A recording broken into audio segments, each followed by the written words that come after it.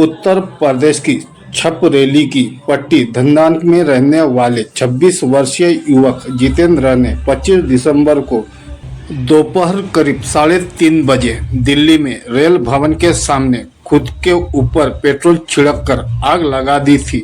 मौके पर पहुंची दिल्ली पुलिस ने उसे उपचार के लिए राम मनोहर लोहिया अस्पताल में भर्ती कर दिया था। पुलिस को युवक की जेब से कुछ कागजात और 2 पेज का अर्ध जला सुसाइड नोट भी बरामद हुआ था, जिसमें उसने छपरोली पुलिस और SC/ST आयोग पर उत्पीड़न करने का आरोप लगाया था। इस मामले में दिल्ली पुलिस ने पीड़ित के मजिस्ट्रेट बयान दर्ज कराए थे। बताया जाता है कि बयान दर्ज करने के बाद जितेंद्र की तबीयत अधिक बिगड़ गई और शुक्रवार की सुबह मौत हो गई। इस घटना पर प्रतिक्रिया देते हुए भीम आर्मी चीफ और नगीना सांसद चंद्रशेखर आजाद ने भारतीय जनता पार्टी की सरकार पर तीखा हमला बोला। उन्होंने कहा कि यह घटना न केवल भाजपा सरकार की विफलता है, बल्कि देश में दलित समुदाय के प्रति उनकी असंवेदनशीलता को भी उजागर करती है। चंद्रशेखर आजाद ने मृतक जितेंद्र के परिवार से मुलाकात की और गहरी संवेदना व्यक्त करते हुए उन्हें न्याय दिलाने का भरोसा दिया। उन्होंने कहा, जितेंद्र की मौत हम सबके लिए एक चेतावनी है कि अगर हम आज नहीं जागे तो आने वाले समय में और भी दलितों को ऐसे कदम उठाने पड़ सकते हैं। चंद्रशेखर आजाद ने इस घटना को भाजपा सरकार की नीतियों का परिणाम बताते हुए कहा कि उनकी राजनीति धर्म के इर्द गिर्द घूमती है, जबकि उनकी पार्टी सामाजिक बदलाव और कर्म पर आधारित है। उन्होंने कहा, भाजपा ने दलित समुदाय को हमेशा हाशिए पर रखा है।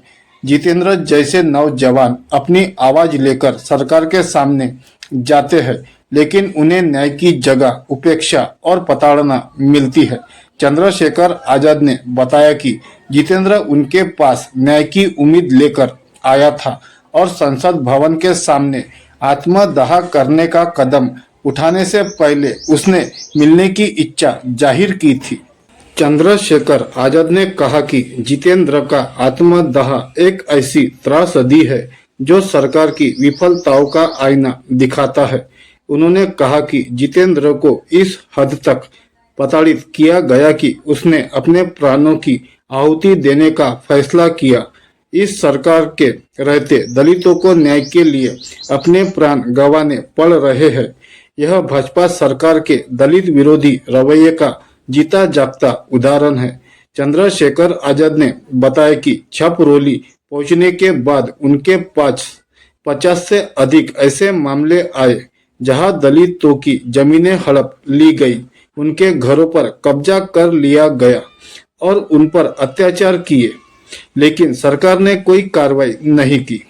चंद्रशेखर आजाद ने कहा कि उनकी पार्टी दलितों के न्याय और अधिकारों की रक्षा के लिए सामाजिक परिवर्तन का आंदोलन चला रही है। उन्होंने बीजेपी सरकार को चेतावनी देते हुए कहा कि अगर उनकी मांगे नहीं सुनी गई तो वह अपनी लड़ाई को एक नई दिशा देंगे।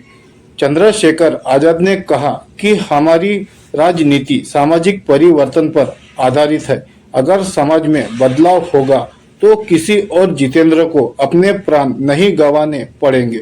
जितेंद्र के परिजनों से मुलाकात के दौरान चंद्रशेखर आजाद ने हर संभव मदद और न्याय दिलाने का आश्वासन दिया। उन्होंने कहा कि यह घटना सरकार की कार्य प्रणाली और दलितों के प्रति उनकी उदासीनता को उजागर करती है। चंद्रशेखर ने मीडिया से कहा, यह घटना हमारे लिए एक सबक है। हम दलितों के अधिकारों की लड़ाई को और मजबूत करेंगे और सरकार को उनकी जिम्मेदारियां याद दिलाएंगे। चंद्रशेखर आजाद का यह बयान न केवल दलित समुदाय के लिए एक नई उम्मीद बनकर उभरा है, बल्कि सरकार की विफलताओं पर भी सवाल खड़े करता है।